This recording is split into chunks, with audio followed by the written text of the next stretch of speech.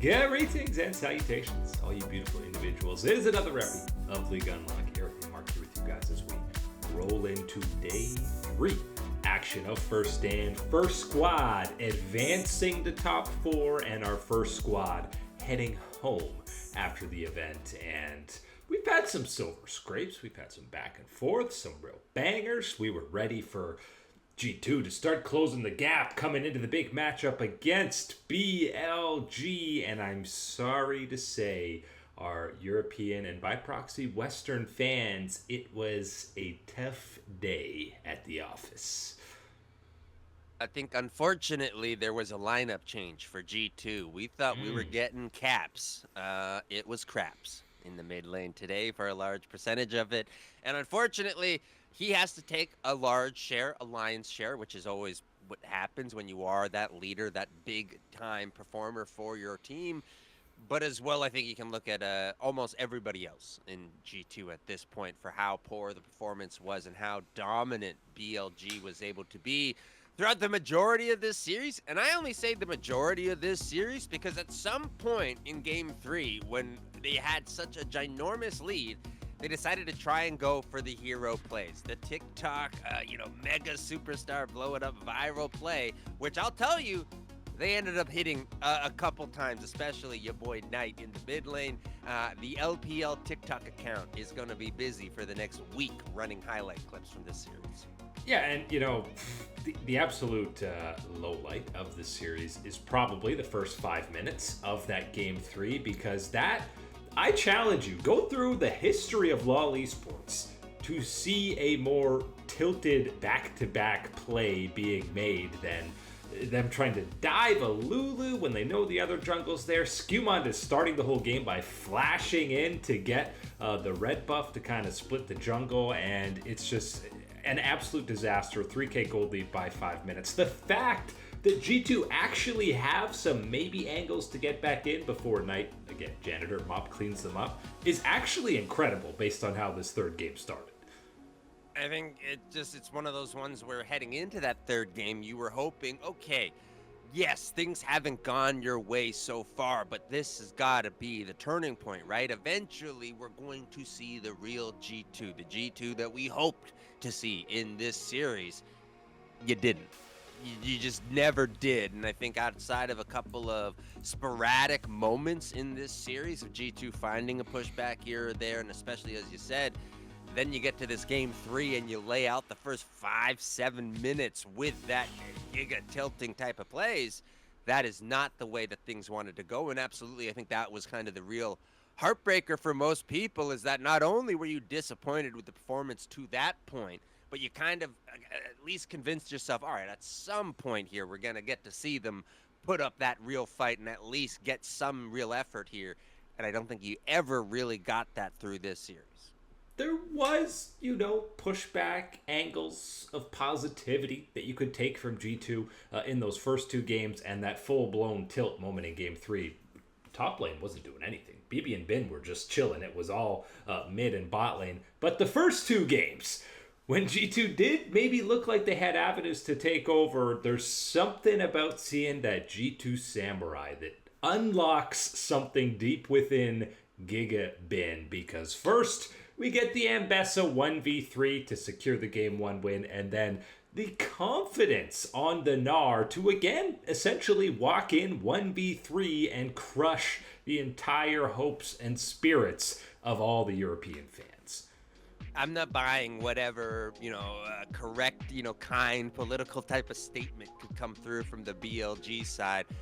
Ben absolutely does get that little bit of extra motivation when he sees that G2 Samurai on the other side. Just another chance to showcase himself. And I think this was a series where you saw a lot of that raw skill, of course, but one of the big things that always was, and one of the mega threats that he represented on the international stage, was the flanking ability. And I think you saw that in this series to an extreme degree, and especially where it was able to punish G2 in a lot of those avenues in the first 2 games of that series. I think the other thing that you could talk about in those first 2 games, not thrilled with what was going on from Han Sama. This is also one of those ones where, again, we made that challenge of we haven't seen the real Viper yet. Han Sama could absolutely dictate how things were going to be played in that bottom lane. That was not the Hansama on the day. No, it was really nobody on the day for G2. Usually, you started with the Craps thing. Usually we're at least saying, well, Caps tried his best, but it was another one on the victim list for the golden left hand throughout this entire series for Knight. And maybe the craziest thing in this series is it didn't even feel like BLG was particularly on the same page throughout this series. Like the Ambessa play out of Bin, you see the rest of BLG are walking away. They're satisfied with a kind of even state, and Bin just goes on his solo expedition to 1v3. This third game, Knight is literally just waiting to clean. He's looking like it's an ARAN game where you're playing Pike. You're waiting for the team fight to actually finish, and then you go, great, now I can go get my Penta. I think another thing that you weren't exactly expecting heading into this series, but you had to, somewhat know it as a possibility.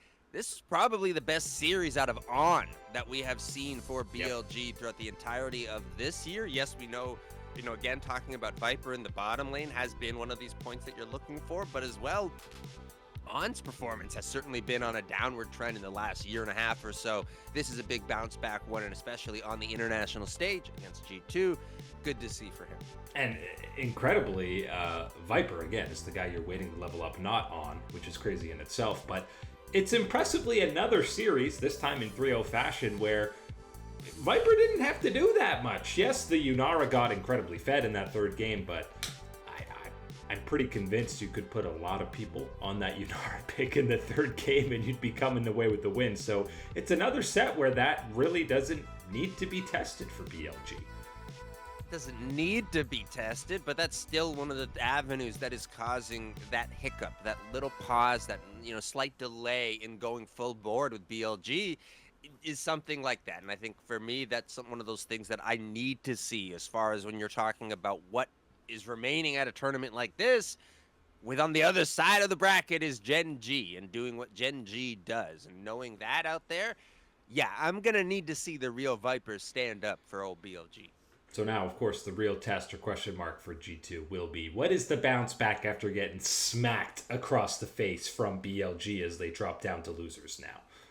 No, the real question, I think, for me is, are we going to find ourselves as the LCS in a similar position as our LEC brethren, having to make these type of, how do we bounce back? How do you regroup yourself after such a dismantling from your opponent? Because, yes, you do got to find a way to buckle yourself up and buckle your shoes, because 1-2, it's BNK on the other side. And, yes, BNK absolutely throttled Team Secret Whales in their series, very much in control, and very much so a BNK that you need to level up for if you're going to have any chance in that series. And unfortunately for the LEC, the bad news, or, concerning news, didn't fully stop with that G2 BLG series. Now we're hearing rumors Wadid was the main guy who's talked about this and referenced ahead to 2027 LEC. Won't be in the Berlin studio, and in fact will be, at the very least, the regular season. And aside from a few road shows like we saw this year with MCOY and Carmine Corp, it's going to be online. We're talking fully online, except for like those road shows, maybe finals. And I know this is initially doom and gloom. The entire league is doomed. There's no way that we bounce back. But let's be honest. Most other esports, aside from like championship big weekends, they're entirely remote. So this is, I know it's a step backwards for League of Legends, who's had these in-studio events for so long, but with the trajectory of viewership and how things have been going, maybe it's not the end of the world. It's one of those ones where it's going to be a bitter pill to swallow regardless, but the question is, are you swallowing a placebo, or are you actually getting some medicine here at this point? Is one of the things for the LEC. It's really hard, because my initial reaction, of course, is going to be looking back at the past and going, this is not how it should be, but understanding what is the modern landscape and how you have to navigate it, what decisions, good or bad, have led us to this path, and how you have to navigate out of it. This is one of the angles that you can take for the LEC, and it's certainly, again, yes, one of those ones where initially you're, this is awful, whatever, but when you really dive into it and you think about the logistics and the planning out and everything else, some things will change, some won't be affected by that. And that will be one of those things that you'll have to really dive into and get into the nitty gritty of it type of thing. I can understand the initial reaction from the outside not looking good, though, about this. Yeah, and obviously for all the fans who attend, I mean, I'm sure regular season games are a lot more approachable to the wallet to be able to go to because, I mean, we've all seen tickets for the international events that get pretty absurd pretty quickly. So obviously that's disappointing for fans that will be attending that. But I mean, it's a matter of what they do with this saved budget, right? Not having analyst desk, all the setup, all the staff for these live events is obviously a decent chunk of money. I've got a hunch, perhaps it's my pessimistic to look at this, is that that's just being pocketed by Riot and is not going to be reinvested anywhere else. Yeah, that is, I think, a lot of people's concerns. And that's one of the things that, again, is why such an initial reaction to a lot of these things is going to be just overwhelmingly negative. It's not going to be, well, okay, let's wait it out. Let's see this discussion. Let's see how things do shift out and where things are at that point. Because you're not going to have that benefit of the doubt because of past interactions that we have seen. And absolutely, I don't think anybody is going to be too optimistic that the big heads, the Riot board, everybody controlling, looking for their cash, isn't going to just say, slip a couple extra buckaroos in my pocket, as opposed to, let's keep pumping into the LEC. And, you know, news like this, I think there's been writing on the wall for a while. We know the LEC staff cuts, that was like 2+ years ago now at this point that you saw them cutting like 50%. And even the LPL barely even has an English broadcast. It's purely done by, you know, guys who are just passionate about the game. It's not the LPL doing it at all. So if this is the path that the LEC goes forward, unfortunately, I don't think other regions are going to be very far behind in having something similar. I think it will be one of those, you know, kind of full-on adaptations from Riot will implement in across the global scene at some point if they find that it is, generating enough revenue, savings, increase, whatever, pocketing in their linings and everything type of situation. And I think really at the end of the day, it's going to be unfortunate for the fans. I will say that I'm optimistic that it turns out better than any of us are expecting or could predict, but it absolutely is one of those ones that does, yes, feel that doom and gloom. It's at least worth it if instead of having all these games in studio, when you do have that finals weekend for a split, you go big. You actually get a big venue, have something hype, and it will feel even more hype because you haven't had these offline on-stage games for a while. Because let's be honest, when the LCS and LEC have done finals and they're just in the studio like a regular season game, there's no hype there whatsoever. It kind of feels like getting to go to the toy store, the candy store every weekend and getting something there. And then all of a sudden your parents go, well, you know what? We got to scale things back. We're just going to eat at home for the next couple of weeks. But then, hey, 2-3 months down the line, we're going to go for that big old road trip to the candy store, toy store. Do you think you're getting the same amount or a bigger end prize of candy or toy at that point?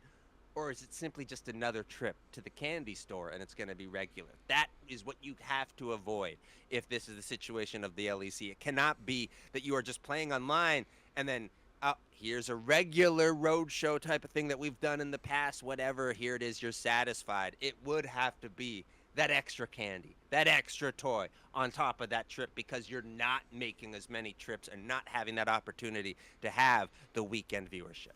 It damn well better be a special over-the-top event if you do get it, and they're going to be that much more rare in 2027. It was not rare to have a 3-0 on the day, as you kind of alluded to. BNK surviving, showing up against Team Secret Wales. Yes, there was some back-and-forth moments. Pun got incredibly fed on a Gwen, on a volley bear, but never really able to take things over. And I know Diable got player of the series, got his second Penta kill in his second series, which is insane at first stand. But for me, this series was all about a jungle gap and Raptor absolutely showing up and dominating in all 3 games. And that is something that is going to be very good for BNK because, again, heading towards this tournament, talking about clear in the top side what he could do. Talking about whether we can get these performances from Vikla. What are we going to have from our emerging superstar in Diable?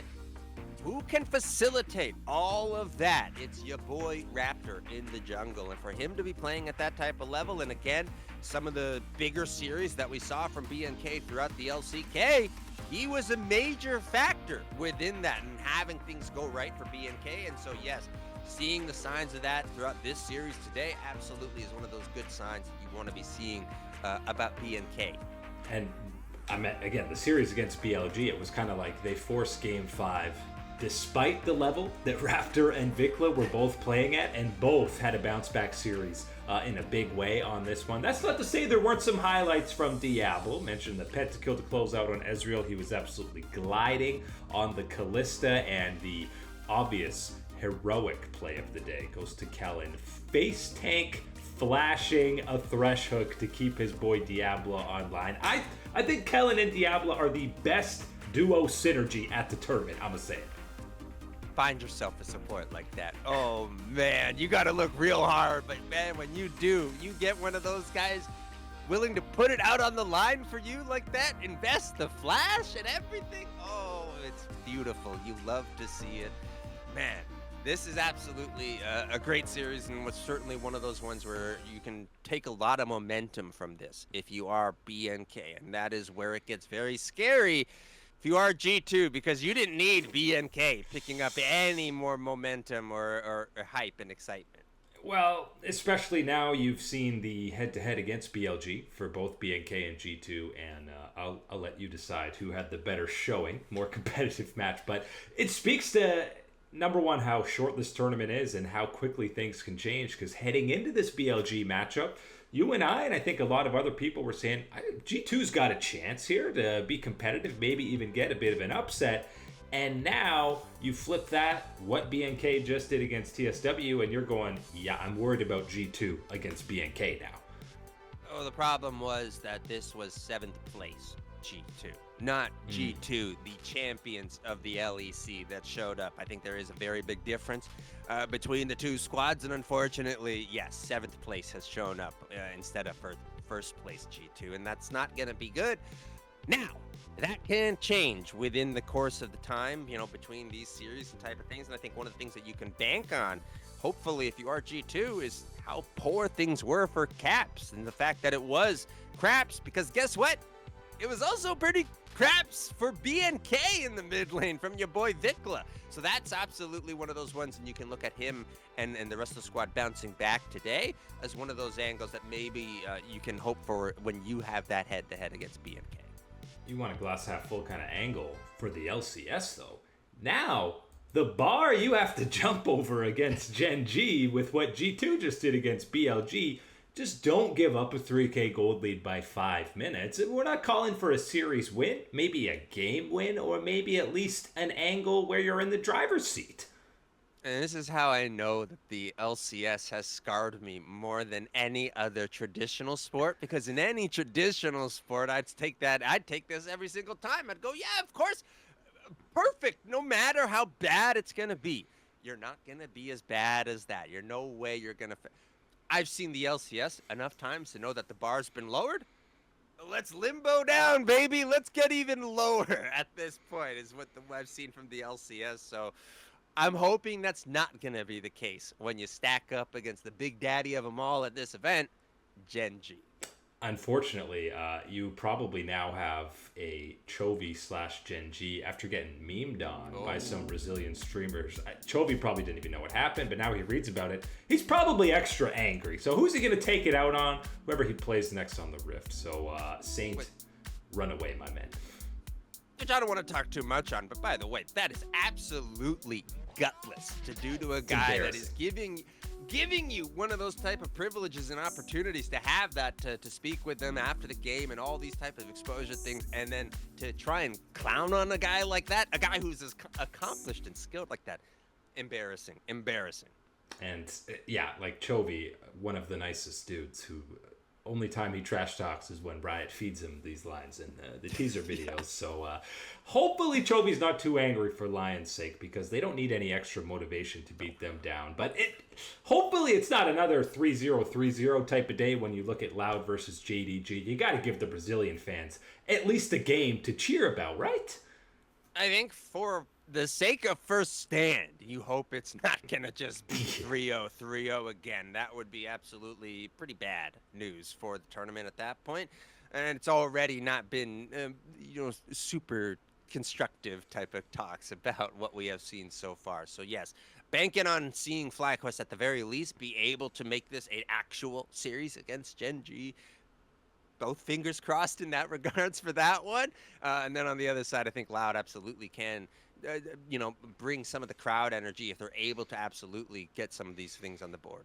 And this will be, again, so mirrored to what we're getting, what we just got in Group A, right? If Lion proceeds to get 3-0 dumpstered, which would be the surprise of nobody, and JDG kind of dumpsters Loud, well, then you're looking at the JDG Lion matchup, and again, you're sweating from the Western perspective. Yeah, so it's absolutely one of these ones where it's critical that you have something in the tank. You got to be, again, as you said, that bar has been lowered by G2. It's just still off the ground now. Like, I'm not talking about limboing under. I'm not talking about, Star Wars Stormtrooper clanking your head on the door into it. I'm talking let's leapfrog over that thing and make sure we're at least in this series. And I think that's got to be the hope of everybody in the LCS at this point. But given what happened to G2, what you've seen so far at this event, and just what you already know about the Goliath that is Gen G, you're pretty scared. I'm terrified at the idea of seeing Dokla pick Vayne against Gen G, because even counter-picking Keen, I think you will get a hearty chuckle out of him if he gets to play opposite of a Vayne. I'm scared for the Vayne pick. I'm not necessarily as scared about Dokla, because I think out of all the top lane options that we've ever thrown out from the LCS, which is varying degrees of international, competence type of thing, Dokla has been able to hold himself very well on the international stage and been a strong representative. Yes, some stumbles, some fumbles there, but who doesn't? Oldest dude at the tournament. Let's show up. Big Dokes against Gen G. But that is it today for League Unlock. Eric and Mark here with you, absolute stunners. Thanks for hanging out. We'll catch you on that flippity flip.